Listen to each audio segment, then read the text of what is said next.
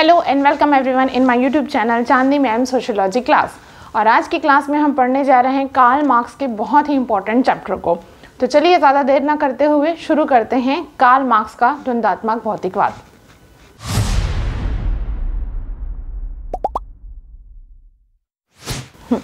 आज की क्लास में हम देखने जा रहे हैं कार्ल मार्क्स के द्वंद्वात्मक भौतिकवाद को। इस सिद्धांत को कार्ल मार्क्स ने बताया था और ये बताया था कि जो सोसाइटी है उसका डेवलपमेंट कैसे होता है।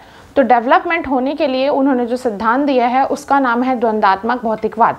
यदि हम देखें इस सिद्धांत को तो दो शब्दों से बना है, एक है द्वंद्ववाद और दूसरा है भौतिकवाद। तो चलिए सबसे पहले समझते हैं कि द्वंद्ववाद क्या है। अंग्रेजी के शब्द डायलेक्टिज्म से बना है द्वंद्वात्मक भौतिकवाद। द्वंद्ववाद डायलॉगों का मतलब होता है वाद विवाद करना, तर्क वितर्क करना, डिबेट करना। जब भी हम किसी टॉपिक पे डिबेट करते हैं या वाद विवाद करते हैं तो कोई एक पक्ष जो है वो जीतता है। वो जब जीतता है मतलब एक नया जो सिद्धांत है वो डेवलप होता है।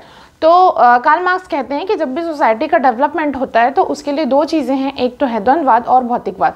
तो द्वंद्ववाद का मतलब है तर्क वितर्क या वाद विवाद करने से, और इसी वाद विवाद के कारण कार्ल मार्क्स का कहना है कि सृष्टि का डेवलपमेंट होता है। दूसरा शब्द है भौतिकवाद। भौतिकवाद मतलब इस सृष्टि में जितनी भी चीज़ें आपको दिख रही हैं, जो पदार्थ है जैसे पेड़, नदी, पहाड़, जड़, ये सारी चीज़ें जो हैं इसको कार्ल मार्क्स ने भौतिकवाद कहा है। और साथ ही साथ कार्ल मार्क्स जो हैं आत्मा पे विश्वास नहीं करते। उनका कहना है कि हम आत्मा का अनुभव तो कर सकते हैं लेकिन उसको देख नहीं सकते, इसलिए उनका कहना है कि आत्मा का कोई अस्तित्व नहीं है। और वो सारी चीज़ें जैसे कि पेड़, मिट्टी, पहाड़, पत्थर जिसको हम प्रत्यक्ष रूप से देख सकते हैं, मार्क्स ने केवल इन्हीं को सत्य माना है। तो ये तो हो गया द्वंद्ववाद और भौतिकवाद का अर्थ कार्ल मार्क्स के हिसाब से। अब हम देखते हैं भौतिकवाद की विशेषताएं। कौन कौन सी विशेषताएं, ये आपको एग्जाम में लिखने के लिए, एग्जाम में यदि क्वेश्चन आता है कि कार्ल मार्क्स के द्वंद्वात्मक भौतिकवाद को समझाइए तो आपको बताना होगा पहले कि द्वंद्ववाद क्या है, फिर बताएंगे भौतिकवाद क्या है, उसके बाद भौतिकवाद की विशेषताएं बतानी है। सबसे पहली विशेषता है गतिशीलता।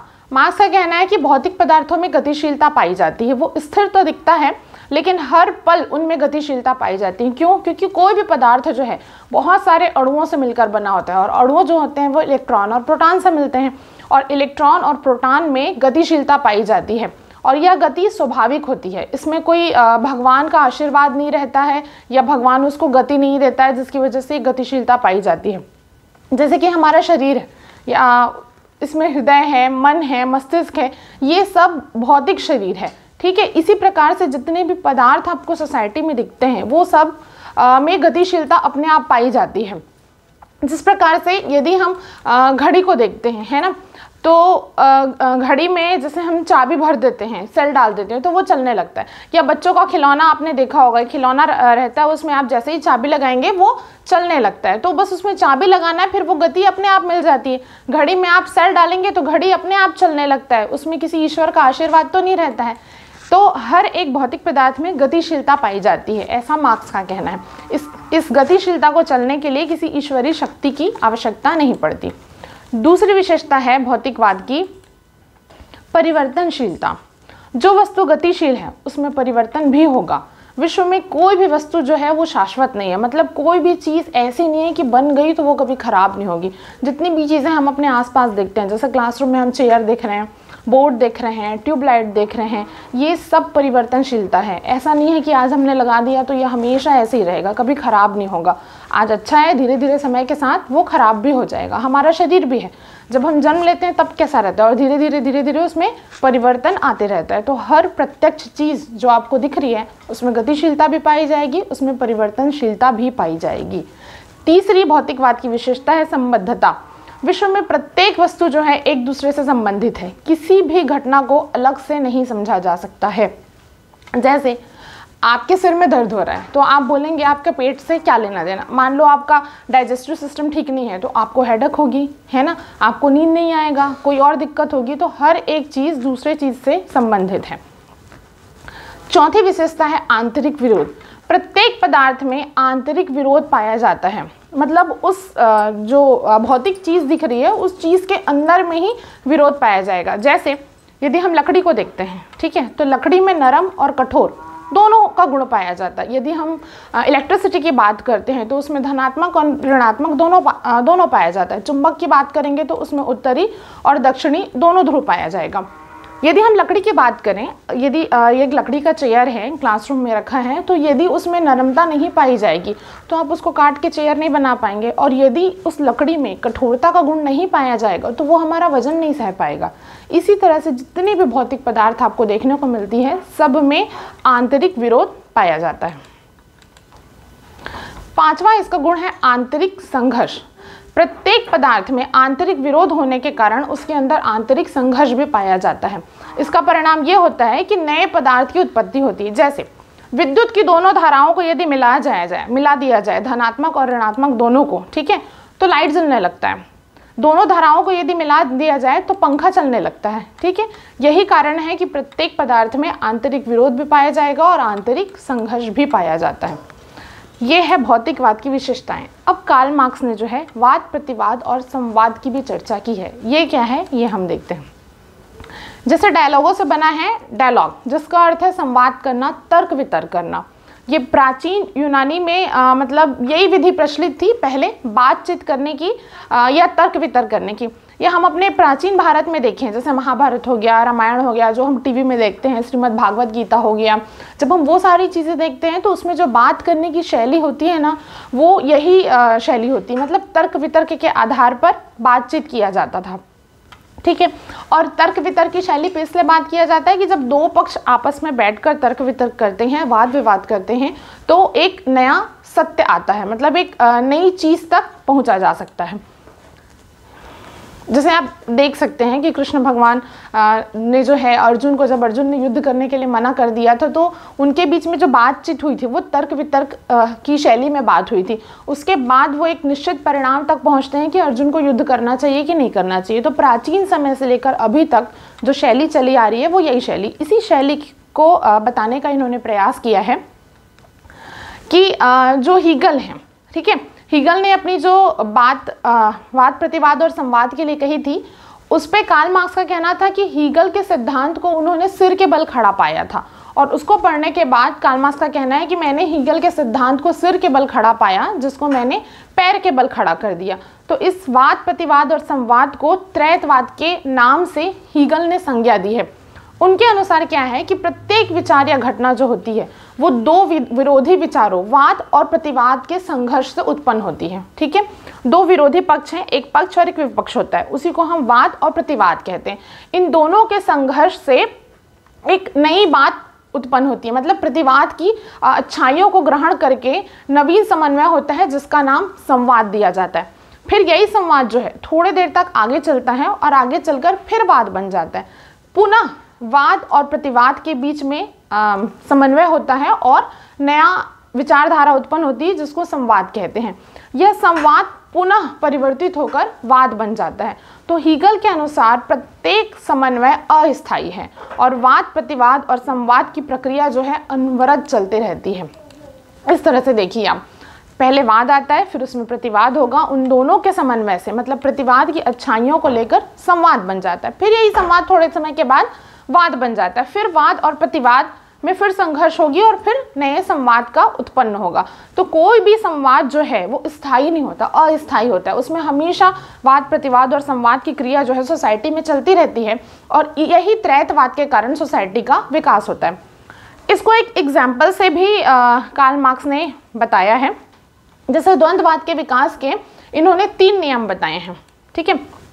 पहला कि विकास का क्रम जो है वो टेढ़ा मेढ़ा और निरंतर होता है। जैसे आपको पहाड़ चढ़ने को यदि कह दिया जाता है, तो हम जब भी पहाड़ चढ़ते हैं तो पहाड़ एकदम सीधी आपकी नाक की सीध पे नहीं होती है। जब भी आप पहाड़ चढ़ेंगे तो आप आगे बढ़ने के लिए कई बार 2 कदम पीछे उठाएंगे, कई बार राइट लेंगे, लेफ्ट लेंगे, लेकिन आप चढ़ेंगे ऊपर की ओर, नीचे की ओर नहीं जाएंगे। मतलब आप विकास तो कर रहे हैं, विकास का क्रम हो रहा है, लेकिन निरंतर एकदम एक सीधी पे नहीं होता। कभी घुमावदार होगा, जैसे पेचकस को गोल गोल घुमाते हैं ना, उस तरह से होगा, लेकिन आपका विकास ज़रूर होगा, डेवलपमेंट होगा।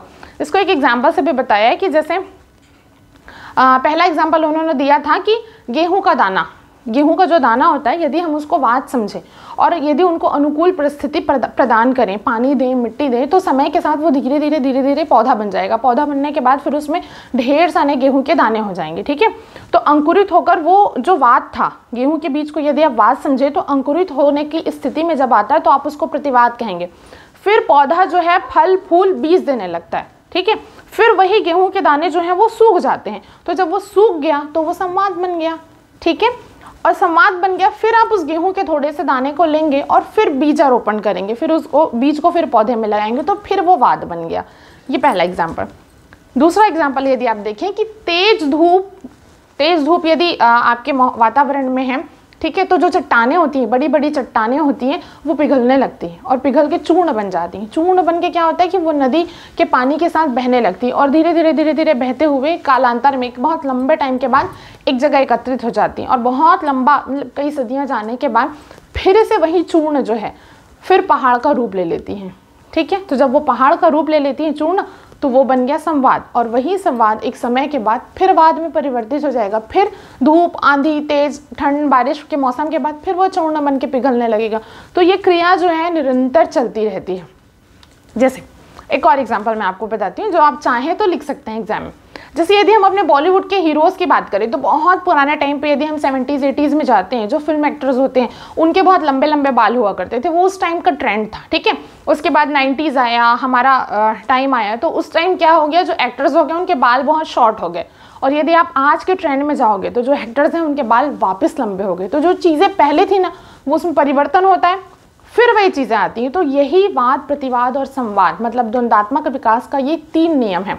इसी नियम के कारण सोसाइटी का जो है डेवलपमेंट होता है, ऐसा हीगल भी मानते हैं और कार्ल मार्क्स भी मानते हैं, ठीक है। वो पहला नियम था। दूसरा नियम ये है, गतिशीलता स्वयं विरोध में होती है। मतलब प्रत्येक वस्तु में हमने देखा है भौतिकवाद की विशेषता में कि प्रत्येक वस्तु में आंतरिक विरोध होता है, आंतरिक संघर्ष होता है, उसमें गतिशीलता होती है, उसमें परिवर्तन होता है। जैसे हमारा शरीर है, ठीक है। जब छोटा बच्चा होता है तो उसके शरीर में किस तरह से डेवलपमेंट होता है, बहुत स्पीड से वो ग्रोथ करता है, उसके बाल बहुत जल्दी बढ़ जाते हैं, वो ग्रो करने लगते हैं। यदि उसको चोट लगती है ना तो जल्दी रिकवर होता है। ये जो गतिशीलता है वो स्पीड से होता है, कब, जब वो बच्चा छोटा होता है। वही चीज़ जब कोई वृद्ध होता है, तो वृद्ध के शरीर में यदि सर्दी खांसी भी हो जाता है तो उसको महीनों लग जाते हैं ठीक होने में। यदि उसके शरीर में चोट हो जाती है तो भी वो उतनी स्पीड से रिकवर नहीं हो पाता जितने जल्दी से छोटा बच्चे के शरीर में रिकवर हो जाता है। तो ये जो गतिशीलता जो है वो अपने आप में विरोध में होती है और ये प्रक्रिया जो है निरंतर चलती रहती है। इस तरह से डेवलपमेंट का ह्रास भी होता है और निर्माण भी होता है। ये प्रक्रिया दोनों जो है साथ साथ चलती रहती है। ये दूसरा नियम है। तीसरा नियम है, परिवर्तन मात्रात्मक एवं गुणात्मक होता है। मात्रा में अधिक अंतर हो सकता है, मतलब पदार्थ के गुण में अंतर भी आ जाता है। प्रकृति में परिवर्तन निरंतर होता है, ठीक है, किंतु वस्तु के रूप में उसमें कोई अंतर नहीं आता। जैसे कि अगर एग्जाम्पल के लिए आप देखें तो हम पानी को यदि 100 डिग्री टेम्परेचर में बॉईल करें तो वो भाप बनकर उड़ जाएगा, और उसी पानी को यदि 0 डिग्री में हम ठंडा करते हैं तो वो बर्फ़ बन जाता है, लेकिन है तो पानी, ठीक है। उसके मात्रा में और गुणों में दोनों में परिवर्तन आ जाता है। ये विकास का 3 नियम है जो आपको द्वंदात्मक भौतिकवाद में पढ़ना है, जो कार्ल मार्क्स ने दिया है, ठीक है।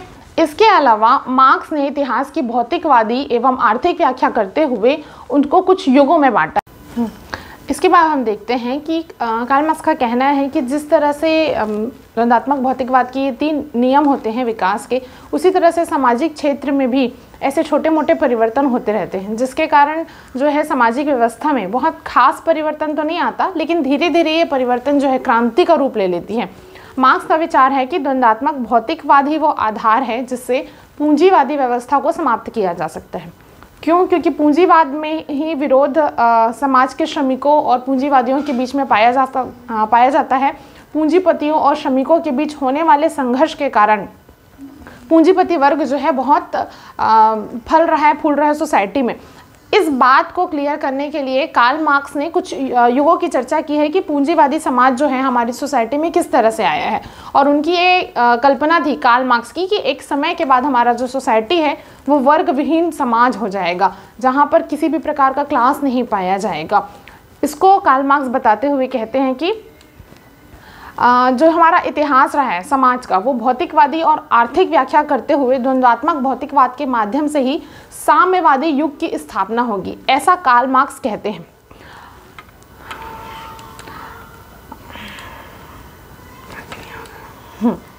सबसे पहले हम देखेंगे तो हमारी सोसाइटी में आदिम साम्यवादी युग था, जहाँ पर दो वर्ग नहीं थे। एक व्यक्ति होता था जिसको हम वाद कहते हैं, और दूसरा परिस्थितियाँ होती थी जो प्रतिवाद का रूप थी।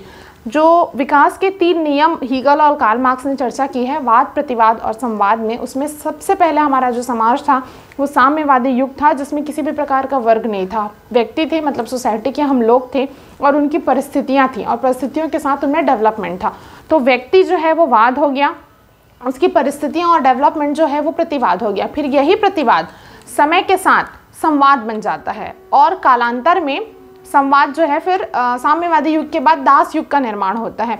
तो ये जो संवाद है ये वाद बन जाता है। तो वाद बनता है तो दास युग में कौन कौन थे? 2 वर्ग था, एक स्वामी वर्ग था जो वाद था, और दूसरा दास वर्ग था जो प्रतिवाद था।